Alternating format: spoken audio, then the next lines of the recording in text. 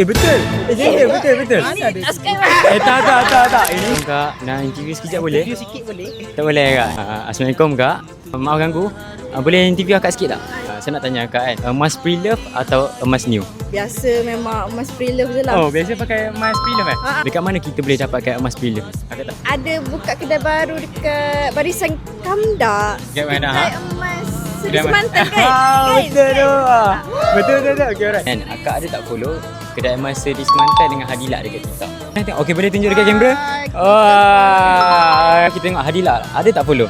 Alah, Akak tak follow. Okay, Akak ni tak follow. Last question lah Kakak. Kita akan buka cawangan terbaru kita, kedai emas Seri Semantan. Kita dah ada 3 cawangan dekat Temerloh, Jengka dengan Kuantan. Next ni dekat mana Kak, kalau Akak tahu? Ada clue? Clue dia huruf depan K. K, dia selalu nyanyi lagu di K Barat. Macam mana? Iwa boleh. Kelantan. Saya rasa barang apa ni? Emas ke apa ke? Rasa apa? Kalau dapat emas, Memang lah, boleh. Memang Hadilah guys. Unboxing iPhone ni Kak.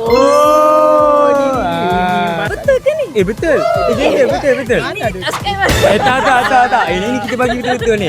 Jangan lupa follow kedai emas Seri Semantan dengan Hadilah kalau korang nak hadiah yang menarik.